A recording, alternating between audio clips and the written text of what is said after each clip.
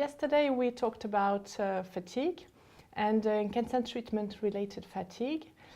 I started with an introduction about fatigue in elderly cancer patients, because fatigue is both a symptom, a syndrome, and part or component of frailty. So when we have to address fatigue in elderly cancer patients, we have to keep in mind all these components of fatigue in the elderly subjects. And then we will add the cancer-related fatigue that is both primary or secondary, related to cancer itself. And then we will add the cancer treatment-related fatigue.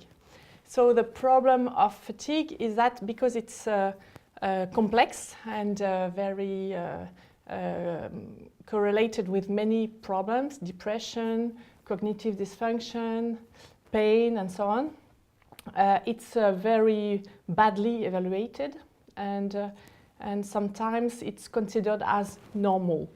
And it's a very very important problem for the patients, because when they are requested to explain which is the first symptom, fatigue is a symptom number one. So it's really important to consider that.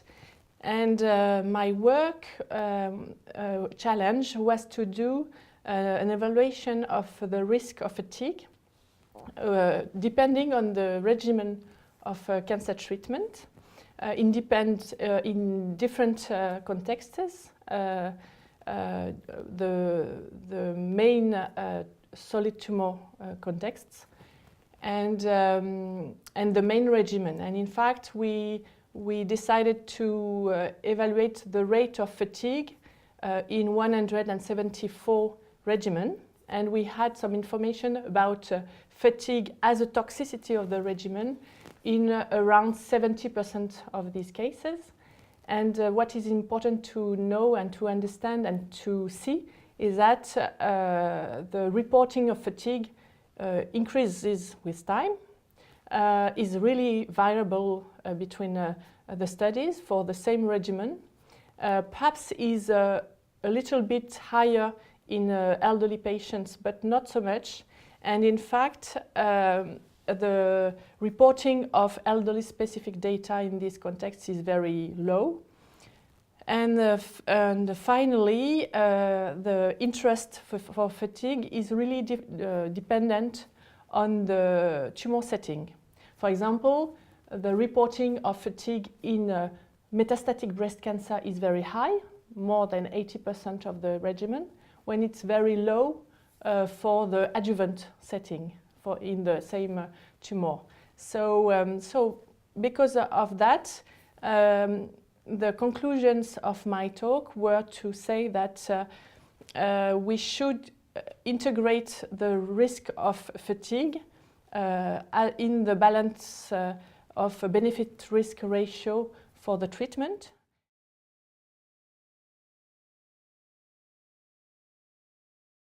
According to NCICTC scoring system, the fatigue is evaluated through the activities of daily living, and that is very powerful for the geriatrician, because we are used to use these activities of daily living.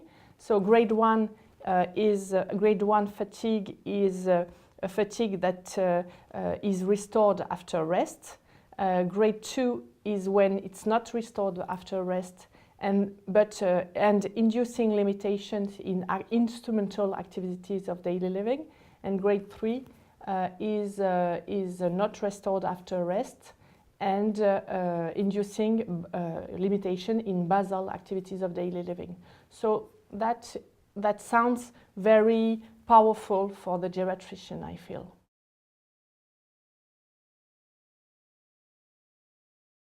When you consider that for an elderly patient, the autonomy is the first target of the treatment, we have to keep in mind that if we induce grade 3 fatigue because of our treatment, we are not in the goal of our patients.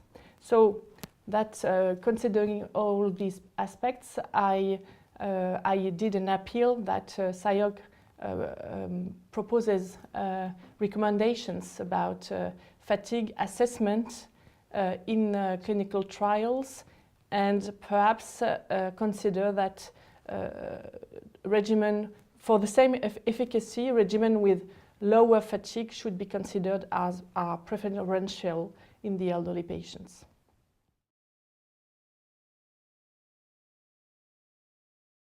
Yes, there was a very interesting question that was about the longitudinal evaluation of fatigue.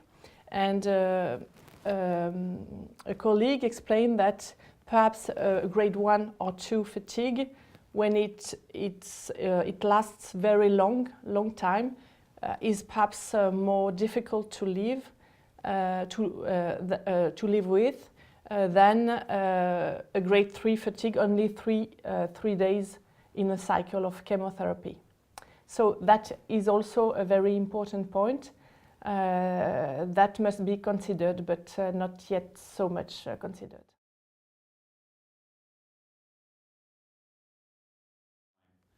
I mean that there's a lot of debate considering the way to consider, to evaluate and to score fatigue.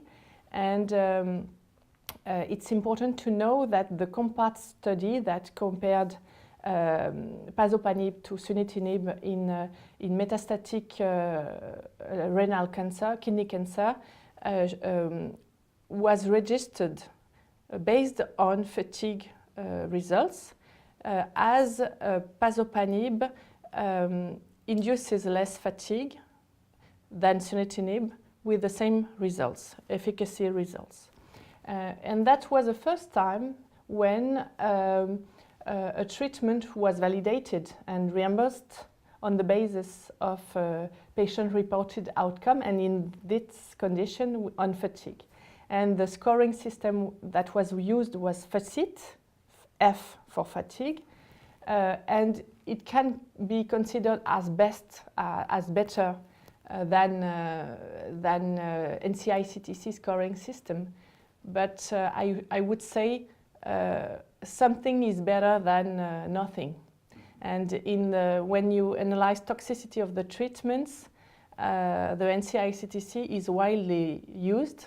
So for me, it's worthwhile to use that.